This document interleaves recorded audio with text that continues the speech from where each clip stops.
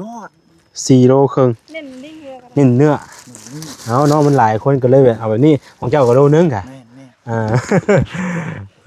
เบิดบ่นี่ พอของวันเพิ่นว่าให้ซื้อโลนึงว่าซั่นนะพี่น้องเนาะ มันจังคิวเด้มันออกอีกได้มื้อนี้ก็ คิวเลยเนาะ เอาขโมยเลยกัน เออ พี่น้องเอ้ย บ่แซนสิเอามากินแรงบ่ข่อยว่า ว่าจะมากินเที่ยงแซ่บเที่ยงปลายแล้ว ใส่ก็ให้อภัยกันนะกลัวเบิ่งมุงในกลัวนี่ โอ้เที่ยงปลาย มันก็บ่ได้นั่นพิลึก มา โต เฮ็ดซอย แล้วว่าคนโตนึงเด้อ บ่จิซื้อเพิ่มโล บ่แล้ว บ่จิซื้อเพิ่มโลนึง มานไก่บ่พลาดบ่ได้ว่าวาน โอ้ อ่าๆ เสื้อเนาะ เลย ผมว่าวันผมว่าเซนตะโกนี่ บ่เซ็น3ลูก 3 โลครึ่งของบ่จิโลนึง จุด ว่ามื้อนี้อันนี้ซื้อเนื้อลายนะว่าบ่ได้มื้อนั้นเนี่ยทั้งพักทั้งหยังเต็มพวงอยู่พุ่นน่ะ เบิ่งข่อยหิวเบิ่งดู หิวเบิ่งอยู่ โอ้ยคนนักนี่ ต้องใจเพิ่นย่านบ่ได้กินได้ๆๆๆไปทั่ว เอามื้อนี้ก็คือสิ แถวเซลอยู่อันนี้ โอ้เนาะคักๆคือนั่งเลย อะไรรถไฟพอจอดบ่กินข้าวนี่บ่ กำลังเฮีย จังควมบ่ดีบ่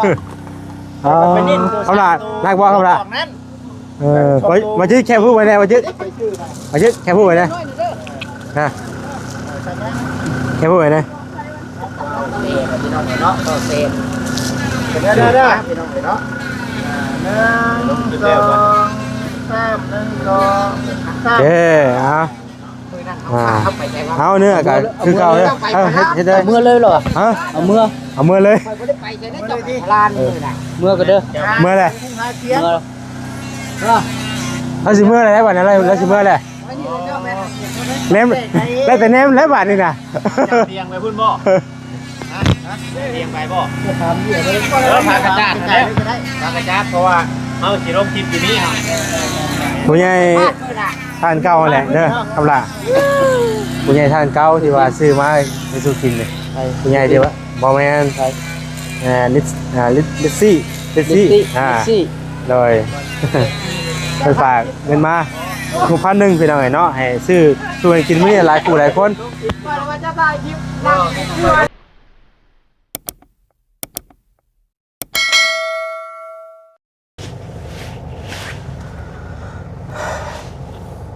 สบายดีเด้อเนาะสบายดีพ่อแม่พี่น้องเบิดสุขสู่คนพี่น้องไอ้พ่อกับซ่องบ่าวแซนเนาะตอนเที่ยงพอดีเลยพี่น้องเอ้ยเนาะ เนี่ยตอนแรกว่าฉันยันมาประทันทุ่งเสียงอยู่พี่น้องเอ้ยเนาะพอดีมื้อนี้ก็มีนัดทีมงานเบิดสุขสู่คนพี่น้องเอ้ยเนาะพอดีว่าซื้อซีนเนาะพี่น้องเนาะซีนงัวมื้อนี้ก็สิพากันลาบซีนสู้กันกินเนาะหลายๆคู่หลายคนที่มานี่แหละพี่น้องเอ้ยเนาะมาถ่ายคลิปทางคำลานี่แหละเนาะก็คือเรื่องเวียนเรื่องงานเนาะที่ว่าความคืบหน้าของเงินซานของคำลากะตอนนี้ก็ยังบ่ทันได้มีข่าวอย่างเพิ่มเติมพี่น้องเอ้ยเนาะมีห้องน้ำนี่ก็คือสิตัวนี้นั่นแล้วตัวนี้เนาะตัดออกไปพี่น้องเอ้ยเรื่องของน้ำเนาะแต่ว่าเรื่องเฮือนบัดนี้พี่น้องเอ้ยเฮาว่าเรื่องเฮือนเนาะเรื่องเฮือนนี่คือในตอนนี้น่ะบ่แซนน่ะมีงบอยู่ 7,000 บาทพี่น้องเอ้ยเนาะแล้วบัดนี้มันใกล้สิเข้ากับพรรษาใกล้สิเข้าพรรษาแล้วคือทางเพิ่นน่ะบ้านเฮาส่วนหลายบ้านเฮาก็อันเข้าพรรษาแล้วน่ะปลูกเฮือนน่ะเพิ่นบ่อยากปลูกเนาะเฮือนซานน่ะนะพี่น้องเอ้ยคือว่าเฮาย่อก่อนเข้าพรรษาน่ะเฮาย่อไว้แล้วน่ะเฮามีงบมีหยังเฮาก็เฮ็ดไปเรื่อยๆก็ได้บัดเฮ็ดจนเท่าแล้วก็ได้บัดนี้พี่น้องเอ้ยเข้าพรรษาก็บ่เป็นหยังถ้าว่าเฮาได้ย่อเสาเอกหยังไว้แล้วสินะคืออันนี้คือบ้านเฮาเนาะพี่น้องเอ้ยวันนี้ก็บ่แซนก็ยังบ่ทันได้ปรึกษากับทางผู้รับผู้ใหญ่เจ้าของเงินเนาะต้องได้ปรึกษาเบิ่งก่อนว่าสิเอาเงินตอนนี้น่ะย่อเสาให้เพิ่นก่อนบ่หรือว่าจังใดสินะพี่น้องเพราะว่าย่อเสานี่ก็เพิ่นนำต้นละพันเนาะต้นละพันบ่ได้พี่น้องเอ้ย9ต้นก็9เสาก็ 9,000 เนาะถ้าพังเบิ่งพี่น้องเอ้ยแต่เฮายังบ่ได้คุยรายละเอียดปานใดเรื่อง อันนึงเรื่องย่อสินะพี่น้องจังใดเนาะในสิลมแต่ว่าเฮายังบ่มีค่าสร้างสาเหตุเรื่องของมันน่ะยังบ่ได้มีค่าสร้างก็เลยยังบ่กล้ายังบ่กล้าเว้าหยังพี่น้องตอนนี้ก็เฮามีงบแต่ 7,000 นะครับว่าย่อได้ก็ได้แต่อันเสาเป็นบางเสาเนาะสิบ่ได้ย่อเบิดสินะพี่น้องเพราะว่าในเมื่อย่อเฮาต้องได้หาคนหรือว่าหาคนหาหยังเนี่ยมาย่อซอยแล้วก็กินข้าวกินน้ำเลี้ยงข้าวเลี้ยงน้ำเพิ่นสินะกันคือว่านั่นเฮาก็สิลองเว้าคุยปรึกษากับผู้หลักผู้ใหญ่เพิ่นก่อนครับว่ามันเป็นจังไดกันเนาะแต่ว่าทางแต่ละคนก็ยังบ่ทันได้มีงบว่าซั่นจ้าเนาะพี่น้องก็เลยว่าเดี๋ยวปรึกษากันอีกก่อนพี่น้องเนาะมื้อนี้ก็มีลาบเนาะลาบซีนลาบงัวแหละพี่น้องพอดีซื้อมาสู่ทางทีมงานกินพี่น้องเนาะทางผู้หลักผู้ใหญ่ท่านเก่าท่านเดิมที่ว่าให้ทางบ่แสนซื้อมาสู่กันกินในตอนนั้นแหละเนาะผู้ใหญ่เพิ่นซื้อลิซซี่นี่แหละพี่น้องเนาะซื้อเพิ่นนะ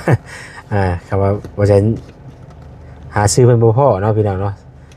ซื้อที่ว่าเพิ่นเคยเขียนมาไว้แต่ก่อนนะพี่น้องจังได๋ก็ขอบคุณทางเอ้ยเพิ่นหลายๆเด้อเนาะที่เลี้ยงกับข้าวทีมงานในมื้อนี้เนาะก็ขอให้อยู่ดีมีแรงเด้อสุขภาพแข็งแรงเนาะทางเอ้ยเพิ่นก็ได้ปราศจากโรคภัยไข้เจ็บทั้งหลายเด้อเนาะขอให้อายุมั่นขวัญยืนมีโชคมีลาภเนาะ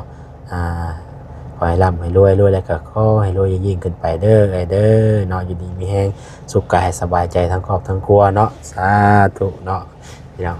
ไปเดี๋ยวว่าฉันจะลงไปก่อนบัดนี้พี่น้องเนาะพี่น้องเนาะทางบ่จิตสบายดีเด้อมาฮอดพร้อมกันเนาะมาฮอดพร้อมกันสบายดีเด้อเนาะคิดมาแต่เฮือนน้องด้าขี่ไปฮอดนาแล้วพุ่นเด้เขาได้บ่ ได้อยู่มันมันฝนเด้ฝนมันบ่ได้ตกโอเคอยู่ซะเนาะเขาได้อยู่เนาะได้อยู่พอดีมาทันเวลาพอดีเลยพอดี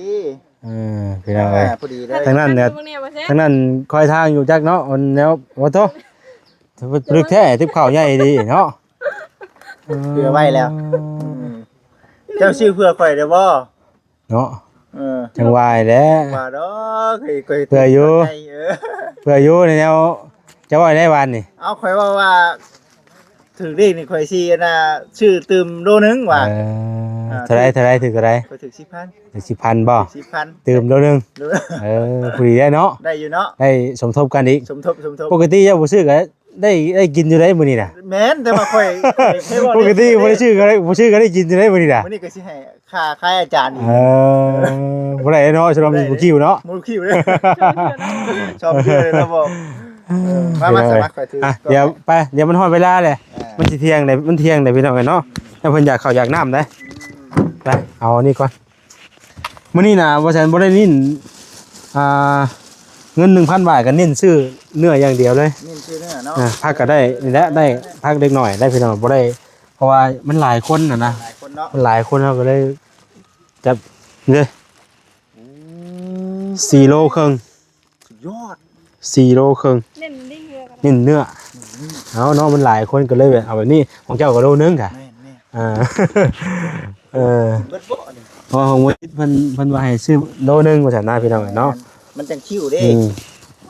มันออกอีกได้มื้อนี้ก็คิวเลยเนาะเขามือเลยไปพี่น้องแล้วล่ะบ่ห้องน้ำเพิ่นเนาะแสดงอันห้องน้ำแล้วได้มื้อนี้สิแล้วมื้อนี้อยู่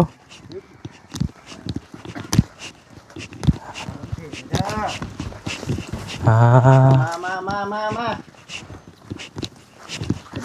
ตามที่ว่าไว้เนาะสบายดีว่าบ่ต่อทีมงานได้หยังมาอีลึกฝึกนังขัดผิวต้นไม้แต่มือแท้นี่โอ้นี่แล้วมาเพียบเลยติ๊บข้าวพร้อมบ่นี่แม่นเตรียมพร้อมเลยมื้อนี้มากินอยู่นี่ได้มื้อนี้ได้พาเลยว่าพากันกินข้าวแล้วล่ะพ่อฮะยกค่อยมันสิใช่สิขาดแล้วเอามันแจ้งไว้ว่าจังแซ่บเด้ค่อยกำลังแซวเพิ่นเด่นมาตั้งเทื่อบ่แซนบ่อันชื่อมานี่หาไว้เอาได้เต็มบ่แซนนั่นว่าแซนนั้นบ่แซนสิเอามากินแรงบ่ค่อยว่า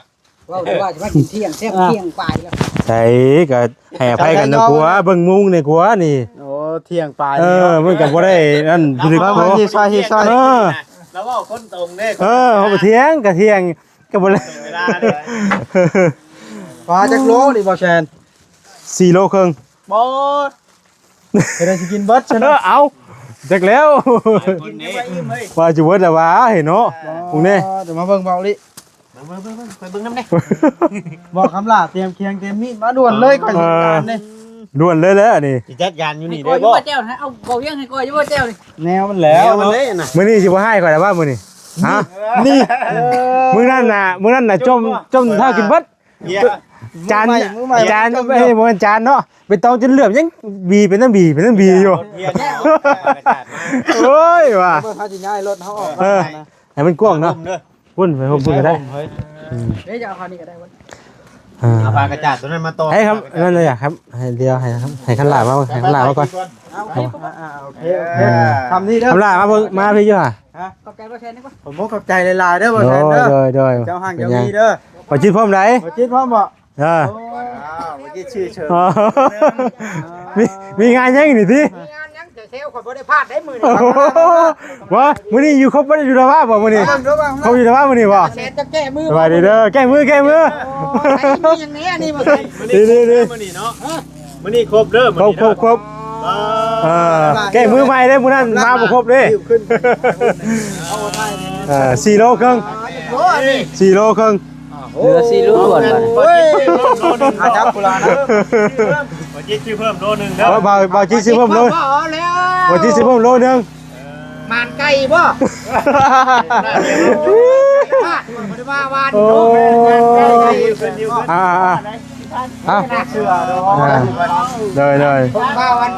ผมว่าเซนตะโกนี่ บ่เซ็น3ลูก 3 โลครึ่งของบ่จิโลนึง บ่จิตจุด ว่ามื้อนี้อันนี้ซื้อเนื้อลายนะว่าบ่ได้มื้อนั้นเนี่ยทั้งพักทั้งหยังเต็มพวงอยู่พุ่นน่ะ เบิ่งข่อยหิวผมดู หิวอยู่ โอ้ย โอ้ นักนี่ ต้องใจเพิ่นย่าบ่ได้กินได้ๆๆไปด้วย เอามื้อนี้ก็คือสิ แถวเซลอยู่อันนี้ โอ้เนาะค่าคือนั่งเอ้ย เอาในรถไผก็จอดบ่กินข้าวนี่บ่ กำลังเฮีย จังควมบ่นี่บ่ เขาล่ะนักบ่เขาล่ะมาชื่อแค่พูดไว้แน่มาชื่อแค่พูดไว้แน่นะแค่พูดไว้แน่ พี่น้องเนาะก็เซน ได้ พี่น้องเนาะ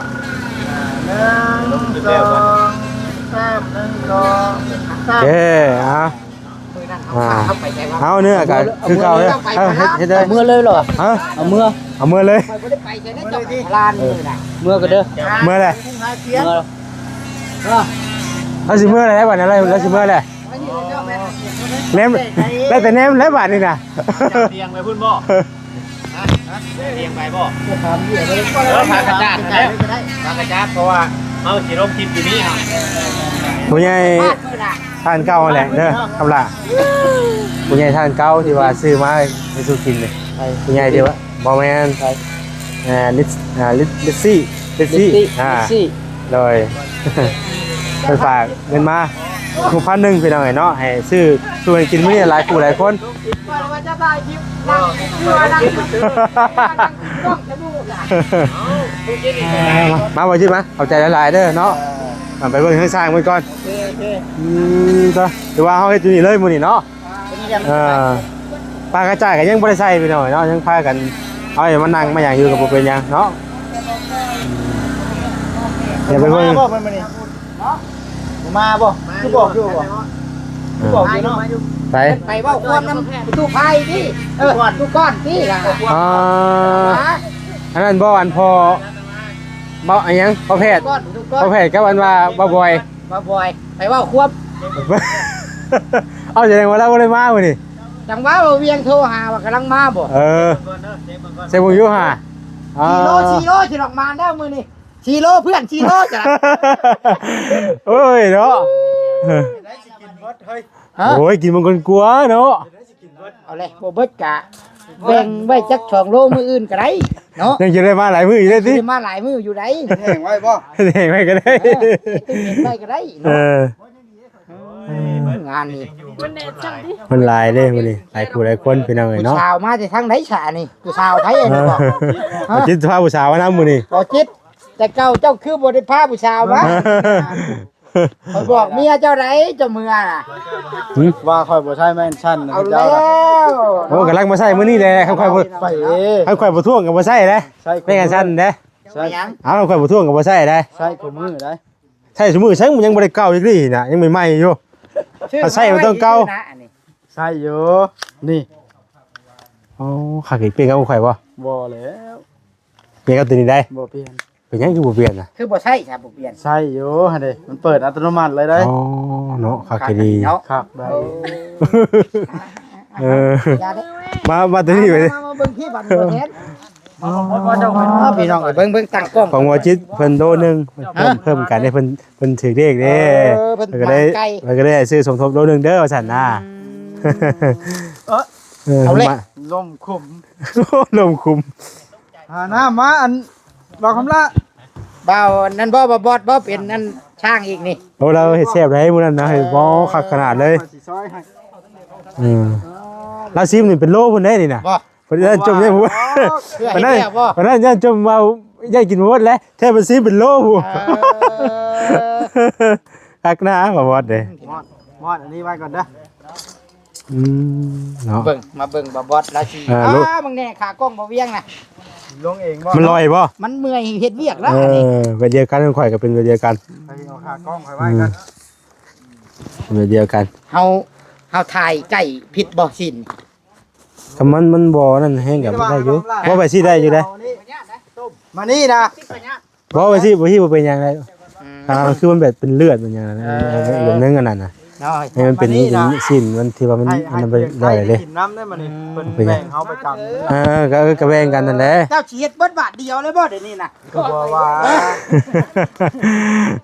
ค่อยสิท่าเอาน้ำนะบอกคำละมาล้างตัวมันบ่สะอาดนี่นะล้างนี่บ่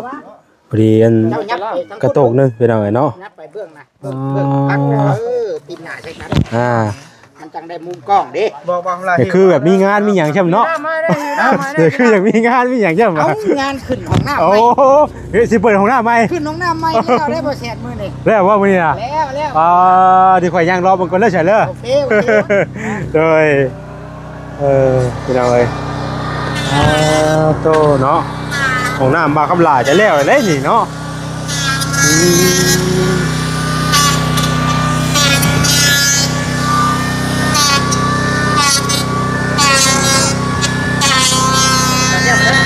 วันนี้ดอกวันนี้ดอกวันนี้ดอก ถึงว่าวันนี้นะถึงว่า เขียวเขียวเขียว บ่จมจนถ้ากินเพิ่นได้ปะ แล้วมาแล้ว มีเขียวอ้าวโธ่เนาะไอ้เนาะเพิ่นเอาจักเอาบานประตูมาติดตั้งมื้อนี้เนาะสบายดีเด้อไอ้เด้อตัวแรกมื้อนี้เนาะเอาพี่น้องเอ้ยเนาะแล้วบัดนี้ถือว่าได้งานได้เลยบัดนี้คักโอ้มีเครื่องไฟนี่ก็ดีอีกอย่างหนึงพี่น้องเอ้ยที่ได้เนาะเวลาเฮางานอยู่ข้างนอกเขาอย่างก็ไล่พี่น้องเอ้ย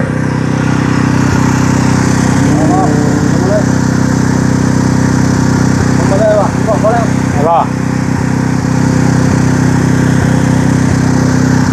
ไหนบ่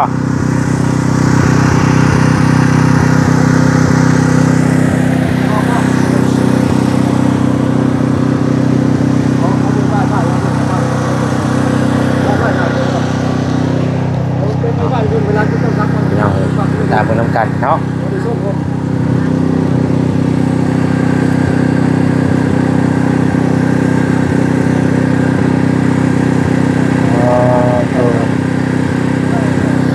ผูกคำลา คำลาเตะยังมาน่ะเอาเลื่อยผู้เอาเลื่อยมาปาดอ่ะพ่อน่ะ เอาเลื่อยลาประเสริฐด้วยพี่น้องเนาะ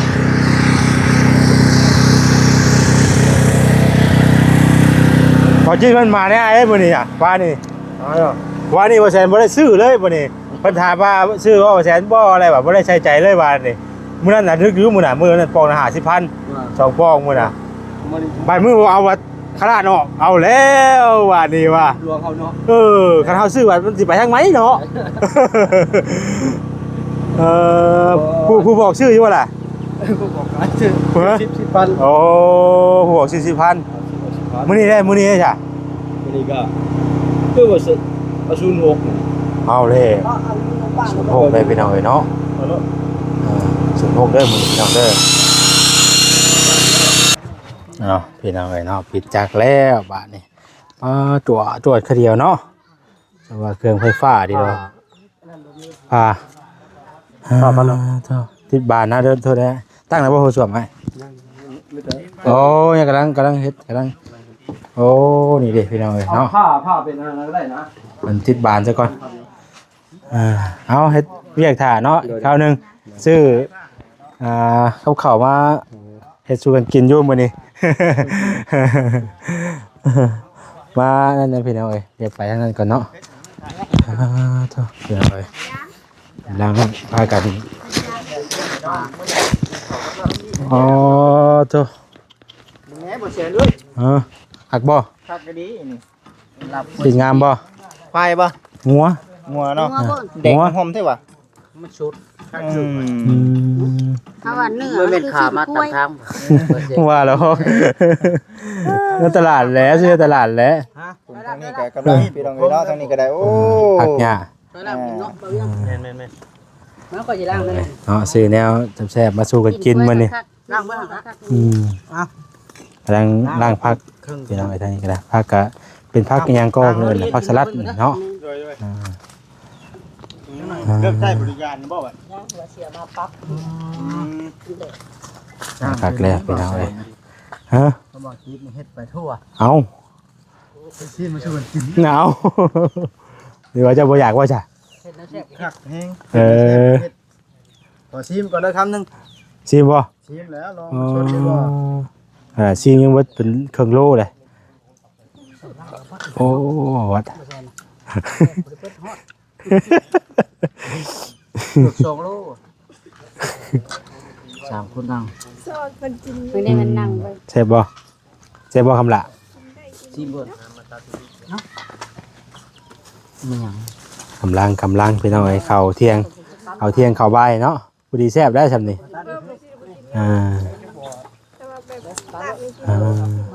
คักได้ เป็นนั่น ถ้าลาบกินก่อนเนาะ แม่นกำลัง มื้อนี้ค่อยสิซอยบัดนี้มันมีอ้าว เราเรียงมานั่งเบิ่งก่อนเด้อ นั่งให้กำลังใจบ่นะ